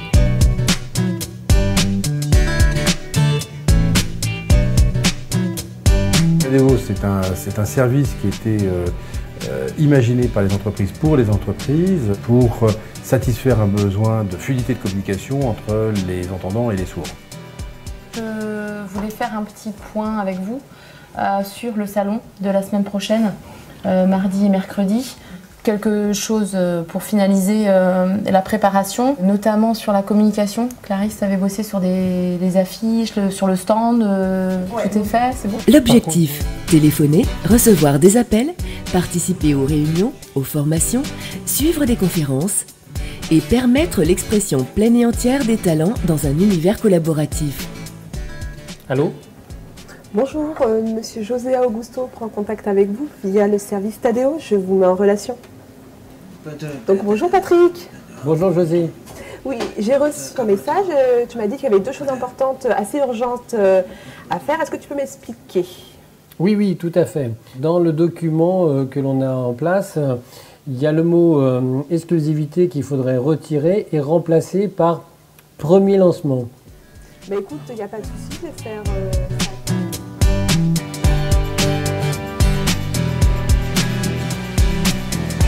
Axéo permet aux usagers sourds la totale accessibilité téléphonique des établissements recevant du public aux personnes sourdes ou malentendantes. Mairie, les banques, service client. Une personne sourde oralisée appelle de chez elle un service client ou un magasin. Elle se connecte sur le site internet de l'établissement pour télécharger l'application Axéo et se met en contact avec un e-transcripteur sur la plateforme. L'opérateur contacte l'agent d'accueil ou le conseiller de clientèle Optique du Parc qui, Saint-Maur. une fois mis en relation, entend la personne sourde quand celle-ci prend la parole. Alors j'ai un petit problème là, je viens de casser mes lunettes là. J'ai un verre qui est détaché. Je voudrais savoir si on peut faire quelque chose rapidement. Oh, bien sûr, il n'y a aucun problème, vous pouvez passer. Les propos de l'entendant sont transcrits instantanément pour la personne sourde. Super. Je voudrais savoir si je peux venir cet après-midi vers 3h. Oh, c'est parfait, l'après-midi, on ouvre... Ils peuvent également être accueillis sur site quand cela est nécessaire. L'objectif, assurer pour tous un égal accès à l'information, aux produits et aux services. Grâce à Axéo, au-delà du droit commun qui s'applique tel que le prévoient les textes, c'est l'accès à l'information de l'établissement qui est ainsi assuré. C'est également son dynamisme, sa différenciation et son image citoyenne qui sont renforcées. Tadeo et Axéo, des solutions qui ouvrent le champ des possibles et transforment les contraintes en opportunités. Ok, c'était donc une présentation, on va passer rapidement donc à la suite. Donc en fait, c'est une forme de transformation quelque part. C'est un nouveau marché qui s'ouvre. Qui est intéressé par ce type de solution ? Je présume que c'est pas la boulangerie de proximité. Et si, bien sûr. Tous nos interlocuteurs sont intéressés parce que ça va leur donner les moyens, et ça c'est un des postulats sur lesquels j'ai basé le développement de nos activités en 2006 est de satisfaire un besoin de performance, de talent, de différenciation. Pas tant de compenser le handicap que de permettre, on a des collaborateurs sourds dans l'entreprise, mais pas plus que dans toute autre entreprise, c'est de permettre effectivement à ces personnes sourdes de pouvoir exprimer leur talent sans différence. Elles ne sont pas malades, elles sont sourdes, elles ont un problème de communication, ou moi-même en fait, plus qu'elle, c'est moi qui ai un problème de communication avec elle. La surdité a ça de paradoxal, c'est que on communique en fait entre deux mondes. Donc une personne sourde va communiquer avec des entendants. Donc la solution qui doit être proposée est une solution qui doit répondre aussi bien aux besoins des entendants que des personnes sourdes, puisqu'elles vont bien communiquer ensemble. Donc on est dans une logique de création d'écosystèmes qui vise la performance, qui vise le talent et qui vise, quand il s'agit d'Axéo, puisque vous avez compris les deux aspects, Tadeo c'est pour les salariés, Axéo c'est pour les administrés, les clients, c'est de satisfaire effectivement des besoins de ces établissements en termes de différenciation principalement aujourd'hui. Et on a comme demande d'équipement, on a le boulanger comme le médecin généraliste, comme le réseau bancaire, comme n'importe quelle administration ou centre d'appel qui souhaite aujourd'hui se différencier par rapport à ses confrères. Si on parlait encore de coûts, et on parlait tout à l'heure d'économie, l'accessibilité du téléphone des personnes sourdes pour un boulanger, c'est un abonnement de même pas une centaine d'euros par an pour bénéficier effectivement du service. Donc l'accessibilité, encore une fois, est toute relative au regard surtout de la différenciation dont l'établissement pourra bénéficier. Donc c'est une forme de retournement finalement de la contrainte réglementaire, comme il était signalé, vers de nouveaux services qui s'ouvrent en fait et qui peuvent être une valeur ajoutée pour l'image dont parlait Noël justement, pour l'image du commerce. Alors c'est à nous d'avoir de l'imagination, effectivement, de faire en sorte que les acteurs économiques concernés aient les moyens de transformer en fait cette contrainte en opportunité. C'est ça, effectivement. La RSE, on s'en aperçoit et on le voit bien dans les grands groupes depuis très longtemps. Responsabilité sociale des entreprises. Voilà, tout à fait. Merci, merci Florent. Donc la RSE, elle est durable que si elle est core business. On s'aperçoit bien que des actions, pour qu'elles perdurent dans le temps, il faut qu'à un moment donné, et c'est comme ça, l'économie est cynique, il faut qu'il y ait un retour sur investissement. Et donc de transformer et d'essayer de trouver les moyens de transformer les contraintes en opportunités, c'est ce qui permettra effectivement des actions en faveur notamment de la mise en œuvre de l'accessibilité durable et surtout une appréhension qui sera totalement différente que la réponse à une simple contrainte. Très bien. On va peut-être prendre des premières réactions dans la salle, peut-être brièvement. Madame, je vous ai vu effectivement plusieurs fois demander la parole. Et madame, je ne sais pas s'il y a quelqu'un qui peut amener le micro. Voilà, donc le temps qu'il arrive du bout de la salle. En tout cas, ce qu'il y a d'assez surprenant, c'est vrai qu'on ne s'attendrait pas finalement à ce que ce soit le petit boulanger quelque part qui puisse bénéficier de ce service et qui y arrive. Le petit boulanger, il est exposé comme n'importe quel établissement, effectivement, au risque à un moment donné de considérer. On rappelle quand même que l'accessibilité, c'est deux dimensions. C'est la dimension physique et c'est la dimension virtuelle. La dimension virtuelle, c'est le téléphone, c'est des sites internet, c'est effectivement tout l'espace numérique.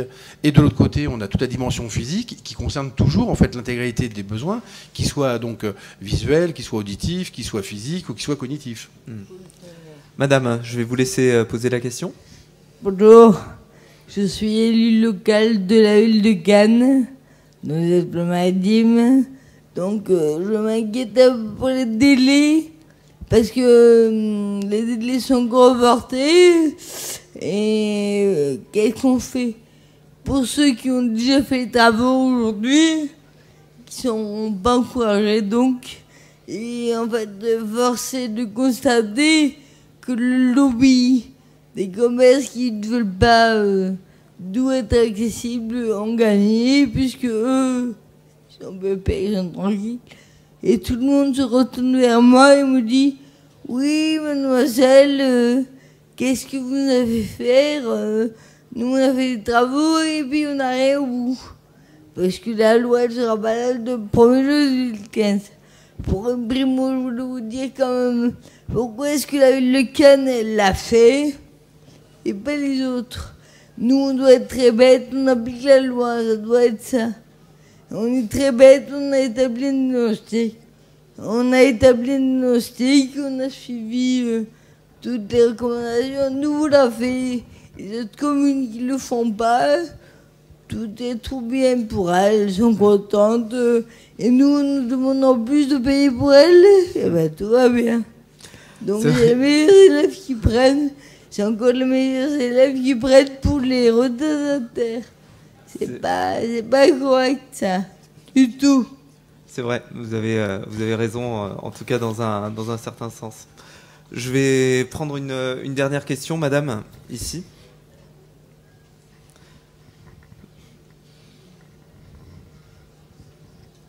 Oui, merci. Je voulais parler en ce qui concerne les personnes malentendantes. C'est vrai que les exemples qui nous ont été montrés sont fort intéressants, mais il y a 6 millions de personnes malentendantes en France. Beaucoup sont d'ailleurs des personnes âgées. Et il y a des choses très simples au niveau des commerces, comme par exemple que les caisses soient équipées d'un répétiteur du prix à payer qui soit bien visible. Or, ça n'est pas toujours le cas. Et quand la personne arrive à la caisse, on lui dit elle n'a rien compris, elle n'a rien entendu. Ce serait affiché, ça serait moins gênant pour elle que de devoir demander qu'on répète ou qu'on écrive. Et ça ne coûte presque rien. Alors, donc, il faut avoir des idées. Je vais justement, à propos d'idées, parce qu'il y a quelqu'un qui a beaucoup d'idées, qu'on n'a pas beaucoup entendu d'ailleurs ici autour de cette table, qui est Sylvain Denoncin, à qui justement j'avais proposé cette question, et je voulais lui poser de manière un peu provocation, bon, comment est-ce qu'on va dépasser la pente? Bon, Hervé nous a montré effectivement comment on l'a dépassé, mais les petites choses un peu simples finalement qui peuvent être mises en œuvre, et voilà cet exemple du répétiteur par ailleurs, mais qu'est-ce qu'on pourrait imaginer finalement aussi pour les commerces, pour les rendre, et je vais dans le sens d'Hervé aussi, les différencier, les améliorer, voilà. Est-ce qu'il y a des solutions un peu clés en main ou pas d'ailleurs? Merci. Bonjour à tous. Effectivement, moi j'interviens au titre d'EO Guidage et de Access for All, qui sont deux sociétés spécialisées dans l'accessibilité. Access for All en particulier, des chaînes de magasins et de banques. Et donc c'est au fort de cette expérience-là que je témoigne aujourd'hui. On parle de commerce, donc on parle de service et de qualité de service. Et je voudrais simplement aussi rappeler une chose, c'est qu'il y a la question de la mise en conformité vis-à-vis de la loi. Et il y a des établissements qui disent « ça y est, c'est bon, je suis débarrassé ». Et il y a après la réflexion autour du service rendu aux personnes. Et là, on ne parle pas de la même chose. Simplement, ce que j'ai envie de dire, c'est profitons des obligations légales liées à la mise en accessibilité pour réfléchir qualité de service. Et ça va un peu dans le sens de ce que Hervé Allaire vient de présenter. Prenons les ADAP. C'est un fait. Je pense qu'ils vont arriver. Il faut faire avec. On peut le déplorer, on peut l'accepter, sauf que ça va être devant nous. Ce que j'ai envie de dire, parce que nous on travaille beaucoup avec des personnes en situation de handicap, profitons de cette occasion-là pour être encore plus exigeants en termes de solutions. S'il y a une tolérance qui est donnée en matière de mise en conformité, raison de plus pour être exigeant en matière de qualité de service rendu, en termes de qualité d'usage par rapport aux besoins. Ça, c'était la première remarque. C'est une occasion d'être encore plus exigeant et d'aller un peu plus loin que la simple mise en conformité vis-à-vis de la loi, qui ne garantit pas une accessibilité totale. Je pense que ça n'aura échappé à personne. C'est pas parce qu'un bâtiment est conforme à la loi de 2005 qu'il est en réalité accessible. Je ne vais pas polémiquer là-dessus, mais enfin... On voit bien de quoi tu veux parler. Voilà. Donc, allons un peu au-delà. Et ce sur quoi je voulais finalement faire un petit focus aujourd'hui, c'était, effectivement, on parle souvent des rampes, et j'entends encore, en 2014, beaucoup d'acteurs dire « bon, ça y est, mon site est accessible, j'ai mis une rampe ». C'est bien, c'est formidable, j'ai mis une porte automatique, c'est génial. Simplement, effectivement, il y a 6 millions de personnes malentendantes en France, il y a près de 2 millions de personnes malvoyantes. C'est pas parce qu'il y a une rampe que je vais trouver la porte. Donc, aujourd'hui, comment on fait?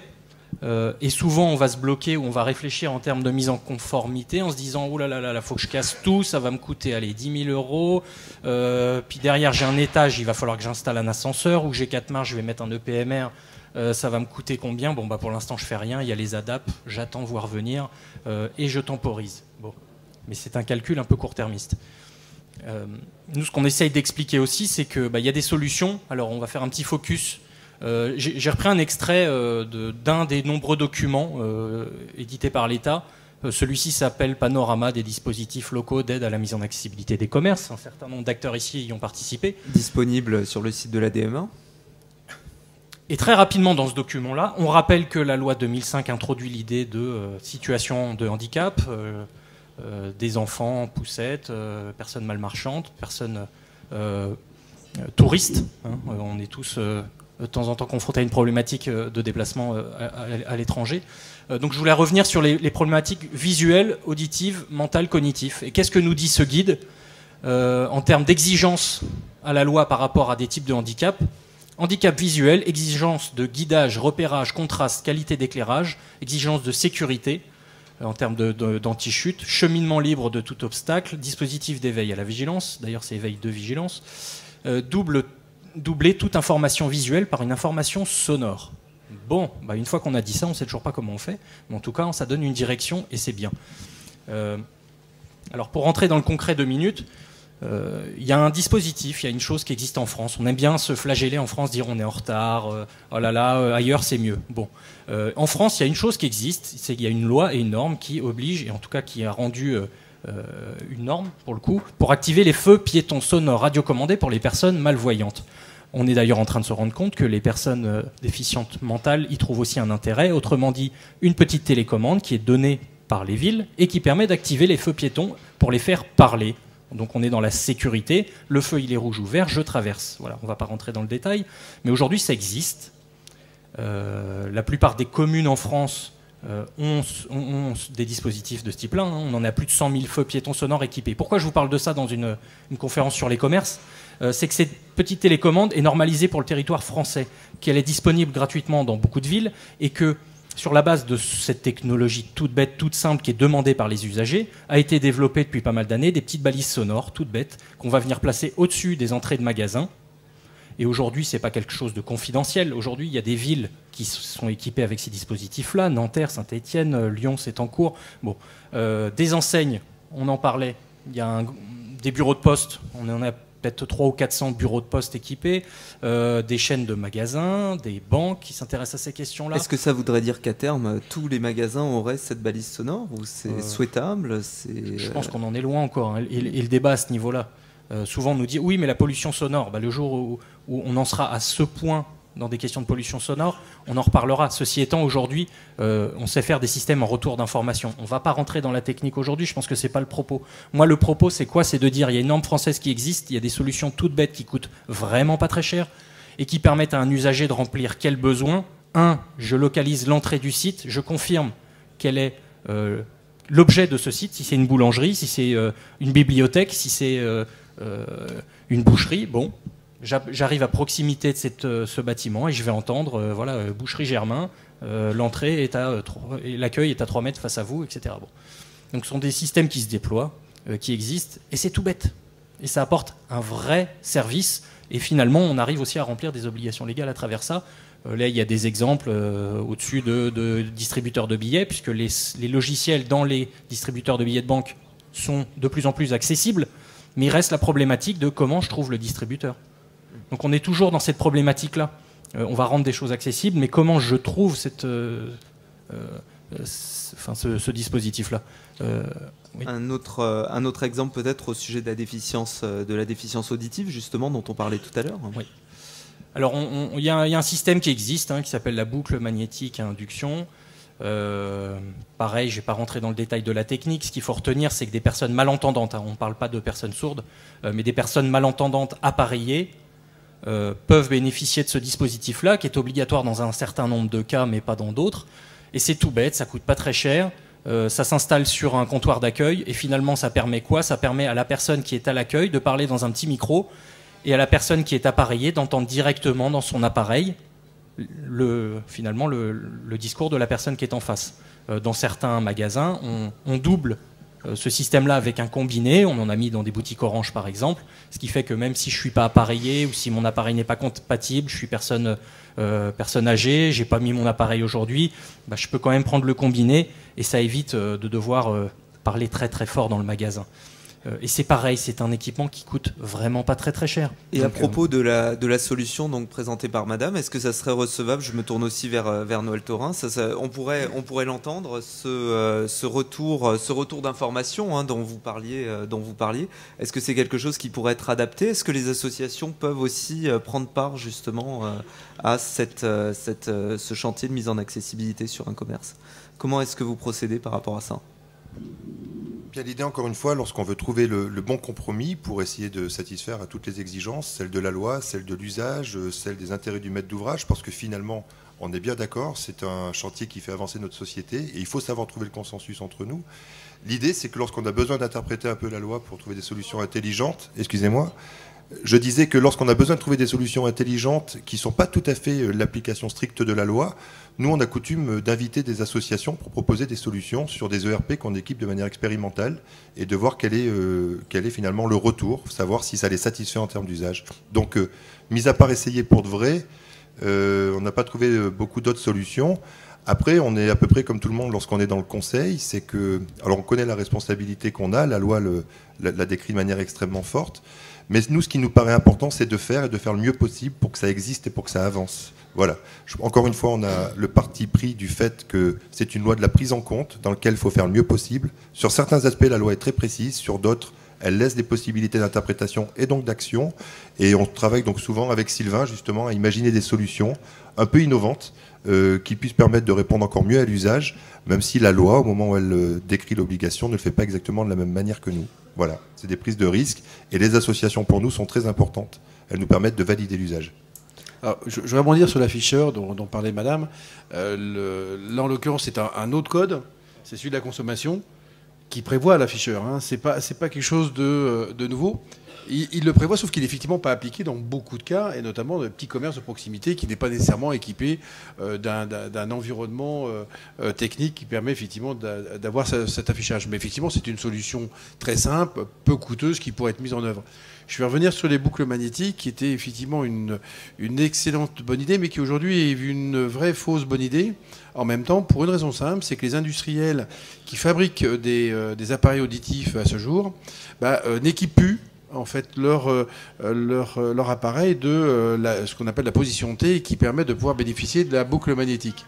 Alors, il y a un gros passage à vide, et c'est pour ça qu'effectivement, il est intéressant quand même de le souligner. Il va falloir que l'on interpelle beaucoup plus les fabricants, puisqu'en fait, ils ont préféré opter ou s'orienter vers les systèmes Bluetooth, avec des solutions propriétaires, pour effectivement régler les problèmes d'audition. Et donc, on se retrouve avec un paradoxe aujourd'hui, avec beaucoup d'audioprothésistes, et on le sait, qui recommandent ou vendent des solutions qui n'intègrent pas aujourd'hui le dispositif en fait, boucle magnétique à l'intérieur des appareils. D'accord, donc de la vigilance, il faut avoir un point de vigilance sur ces, sur ces éléments. Et en termes d'ajout, justement, Sylvain, tu avais un élément à rajouter justement par rapport au guidage, par rapport à l'orientation. En deux mots, parce qu'on nous pose souvent la question, des bandes de guidage au sol qui poussent dans un certain nombre de grands établissements, dans des gares notamment, que vous devez emprunter régulièrement. Et souvent on nous pose la question, oui, mais pour les commerces, qu'est-ce qui se passe? Comment ça va, comment ça va se faire? Il n'y a pas de norme en France. Juste très rapidement, il y a une norme française qui est à l'homologation en ce moment même. Il y a eu un travail de 2 ans et demi sur cette norme qui sera NFP 98352. Et petite information pour les commerces, c'est que donc c'est une norme produit qui sépare les établissements de taille, les ERP de catégorie 1, 2 et 3 à 5. Donc les préconisations ne seront pas les mêmes. Et ce qui est plutôt une bonne chose, c'est que cette norme sera assortie d'un cahier de préconisation en matière d'implantation. Autrement dit, on va définir des règles du jeu non obligatoires en l'état, mais un peu plus précises. C'est ça. Voilà. Pour dire, dans un établissement où l'accueil est à moins de 3, 4, 5 mètres de la porte d'entrée, ça ne sert à rien d'en mettre. Et une fois de plus, là on est dans le cas par cas, réfléchir intelligemment à comment on peut rendre un cheminement principal contrasté, tactilement, visuellement. C'est une solution, mais c'est la solution qui doit intervenir que lorsque toutes les autres n'ont pas pu être mises en place finalement. Ça revient à ce que disait Noël, finalement au fur et à mesure des avancées, il y a des choses qui s'affinent, on commence à y voir plus clair. On commence à y voir plus clair aussi en termes de pictogrammes, en termes d'identification, Sylvain, aussi. tu pourrais aussi en dire quelques mots, mais ce qui est sûr, c'est que pour les déficiences cognitives, c'est ce qu'on voyait sur le tableau tout à l'heure, mais pour tout le monde en général, l'utilisation de pictogrammes rend quand même de fiers services. En la matière, on peut être créatif, mais il y a quand même une base de données initiale qui s'appelle l'ISO 7001 qui constitue un référentiel international de pictogrammes. Les designers peuvent tout à fait laisser libre cours à leur créativité du moment qu'on reste dans quelque chose de lisible, d'identifiable facilement. Et la signalétique visuelle fait partie intégrante des questions d'accessibilité et ça va de l'enseigne extérieure jusqu'à l'intérieur, les circulations, l'identification de la caisse. Donc là, c'est simplement un petit clin d'œil et un petit rappel. Voilà, en matière de signalétique, ça fait partie du cœur du sujet. Il y a des standards qui existent qui permettent de finalement aller à l'essentiel. Donc voilà, c'était simplement le propos qu'on voulait tenir. Très bien, on dirait qu'il y a des stratégies qui s'affinent en tout cas. Voilà, je voulais passer à des questions d'ouverture parce qu'il y a de nombreuses questions. Alors je vais prendre quelques questions au fond pour changer. Là, je vois monsieur là-bas qui avait une question. Je m'excuse d'avance de ne pas pouvoir prendre toutes les questions de la salle. Ça fait plaisir qu'il y ait autant de réactivité. Voilà, est-ce que vous pouvez préciser qui vous êtes Oui, bonjour, moi je m'appelle Alain Boulanger, je travaille à la ville de Paris, à la direction de la voirie et des déplacements. Et je voulais revenir sur la question de l'accessibilité des commerces depuis la voirie. Donc il y a un peu plus d'un an, le Conseil de Paris a voté le PAV, le plan de mise en accessibilité de la voirie des espaces publics. Et j'insiste bien sur le fait que c'est les espaces publics et pas les espaces privés, parce qu'il me semble qu'il y a une petite erreur qu'on fait quand même, c'est que c'est pas tant à la voirie de s'adapter au bâti que le contraire. Quand il y a un permis de construire qui est déposé, nous on donne les codes de seuil et normalement c'est à l'immeuble de s'adapter. Alors une fois qu'on a dit ça, on n'a pas tout réglé, j'en suis bien conscient. Vous déclenchez quelques remous dans la salle. Je me doute bien, mais je voudrais apporter quand même une précision importante, c'est que la voirie, un trottoir, le trottoir idéal, c'est pas un trottoir à géométrie variable qui s'adapterait à chaque fois qu'on change d'immeuble au code de seuil de l'entrée des immeubles. Si on a une marche ici, si on n'en a pas au suivant, etc. Pourquoi ? Parce que le trottoir idéal, c'est un trottoir qui a 2% de pente en travers pour le confort de la marche et des utilisateurs des fauteuils roulants. C'est un trottoir qui doit avoir une pente en long qui n'excède pas 4% non plus pour les fauteuils roulants aussi, et puis pour tout le monde. Et puis un trottoir, c'est fait aussi pour que l'eau s'écoule vers le caniveau. Un trottoir, c'est aussi le lieu où on a des tas de concessionnaires en dessous. Donc il y a énormément de contraintes en voirie, et je ne suis pas sûr qu'il soit si facile de dire que c'est à la voirie de s'adapter au bâti. C'est une précision importante. Je mesure tout à fait le problème que ça pose pour les commerces. Et d'ailleurs, c'est la question que je voulais poser après avoir dit ça, c'est est-ce que les rampes escamotables qui seraient télécommandable depuis l'extérieur, est-ce que c'est autorisé par la loi? Parce que nous, à Paris, on a des commerces qui nous posent cette question, parce que c'est une solution qui est effectivement pas coûteuse, qui est simple, et donc moi, j'ai pas la réponse à cette question. Je pense que c'est quand même une bonne piste. Voilà. Vous allez la voir, Jean-Paul Pipon, peut-être? Oui, les regards croisés, et encore une fois, ces chantiers ADAP ont confirmé que les rampes escamotables devaient être acceptées par les CDSA. Le seul problème, c'est que... Donc dérogatoire. Donc dérogatoire. Le seul problème, c'est que les CDSA n'ont tous pas le même avis. C'est un autre débat. Et là, encore, faudra-t-il que l'on puisse harmoniser la France du nord au sud et de l'est à l'ouest. Mais il est clair que, comme ça contrevient sans doute au principe d'autonomie, voilà, une lecture voudrait que ce soit dérogatoire tout de même. Noël, peut-être un point de vue là-dessus? Oui, concrètement sur le terrain, on n'a pas de souci, c'est-à-dire qu'on dépose une dérogation et je n'ai pas de souvenir d'une rampe qui ait été refusée dans ce cadre. C'est-à-dire que c'est un principe qui fonctionne bien, dont on comprend l'intérêt, permet d'être efficace dans la mise en accessibilité du magasin.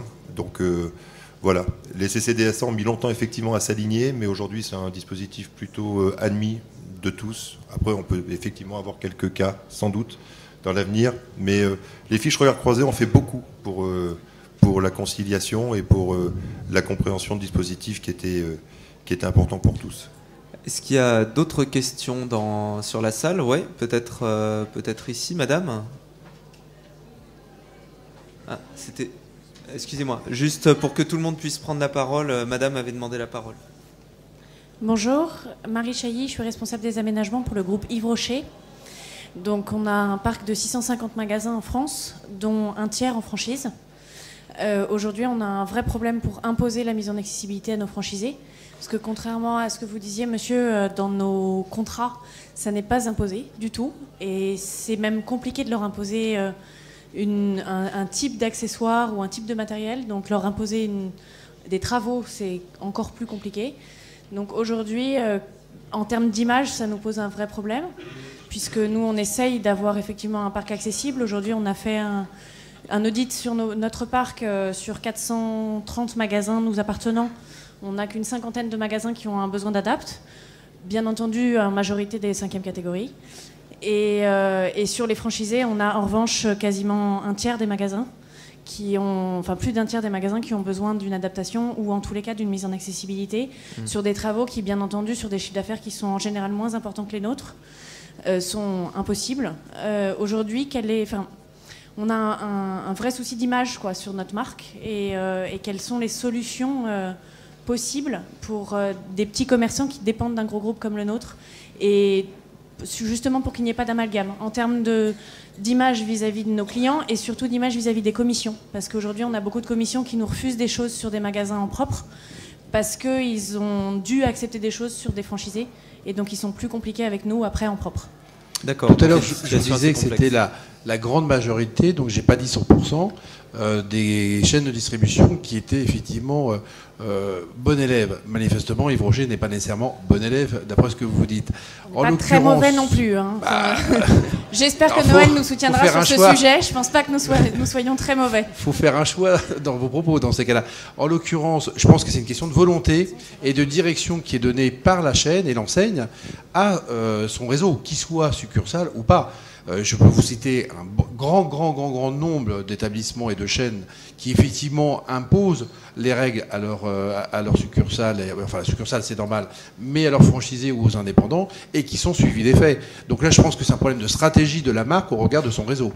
Donc là la solution, elle est plutôt chez vous, elle n'est pas nécessairement chez nous. Nous on ne va pas vous amener, enfin je ne pense pas qu'autour de la table, il y a des gens qui vont pouvoir vous amener une solution.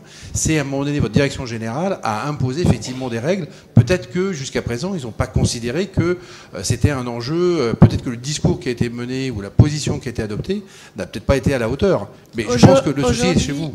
Aujourd'hui, effectivement, on impose ça pour des nouvelles franchisées.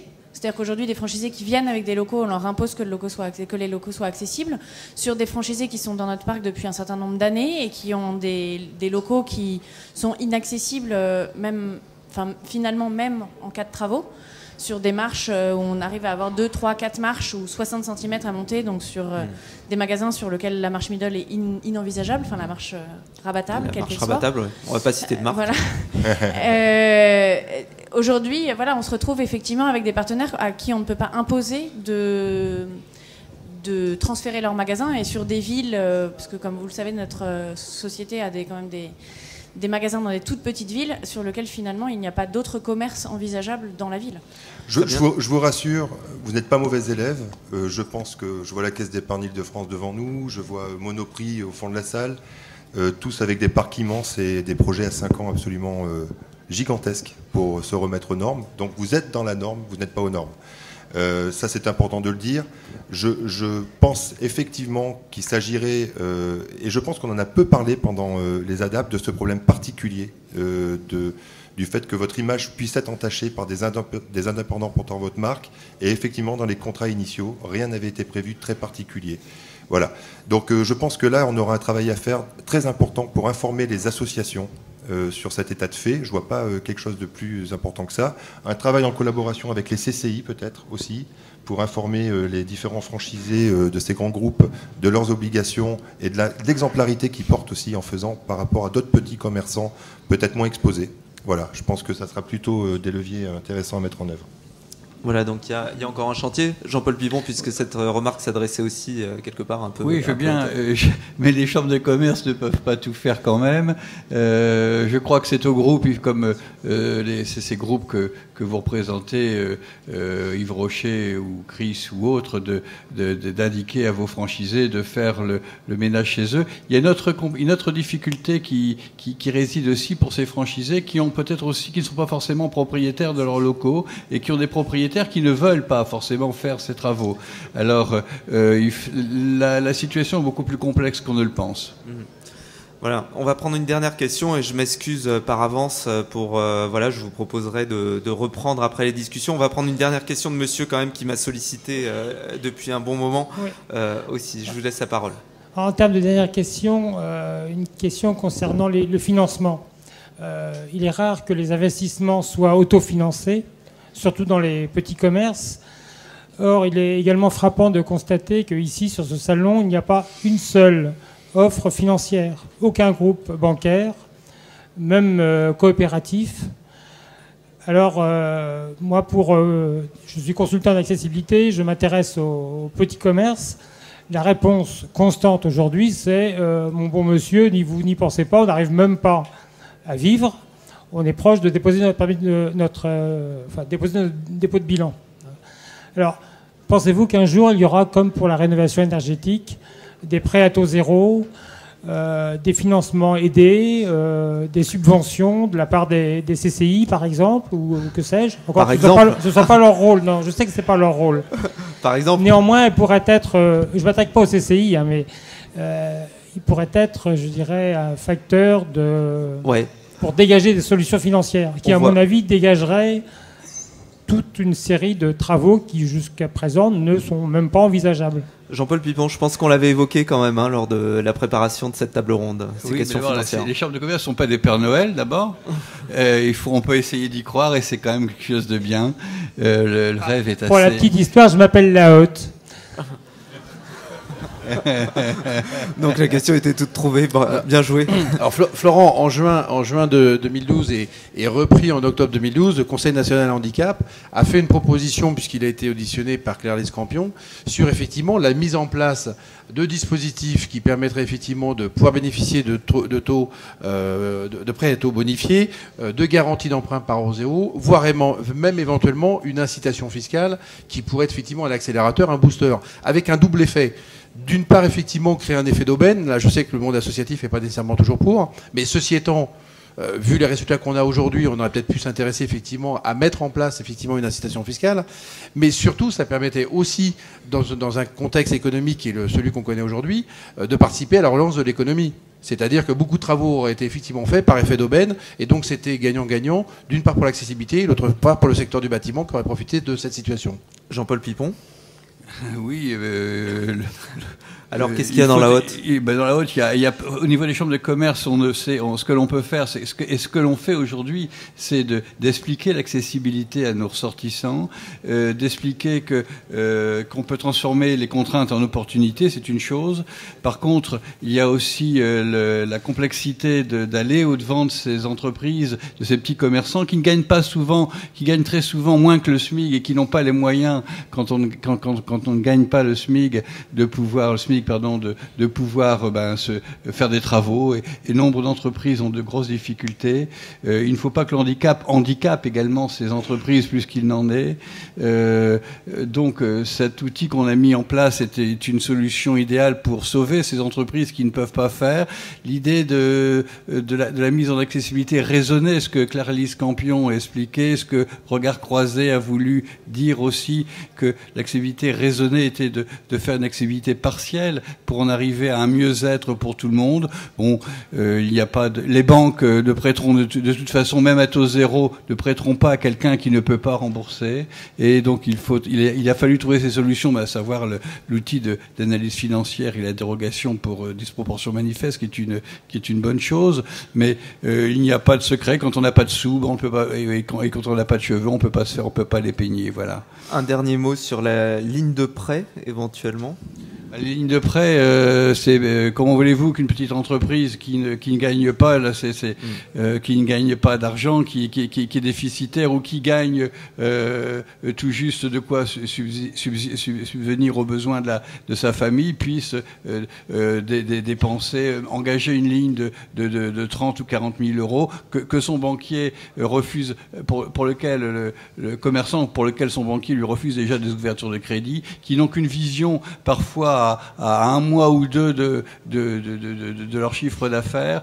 Le commerce est aussi un lieu social, c'est un lieu de vie. Le boulanger dans son village qui possède 2 ou 3 marches et qui n'a pas les moyens parce qu'il ne gagne pas d'argent pour se mettre aux normes, il faut dire écoutez, on fera comme ça et puis on se suffira. Parce que il faut vous rappeler que ce boulanger qui n'a peut-être pas les moyens est aussi un homme, et s'il y a quelqu'un et s'il possède un client qui est en fauteuil et qui ne peut pas monter dans son magasin, je crois que ce boulanger ou ce charcutier ira déposer la baguette chez son commerçant. Et là aussi, c'est le sens civique qui intervient, c'est le bon sens qui doit prévaloir sur toutes les contingences actuelles. En tout cas, tout semble en guise de conclusion, et pour finir sur une note quand même optimiste, me semble-t-il, parce que bon, on va pas rester sur cette note-là, pour dire qu'il y a quand même des outils qui se mettent en place, et ça c'est indéniable. Bon, dans le cadre des dérogations, il y aura sans doute des services et des arrangements à trouver.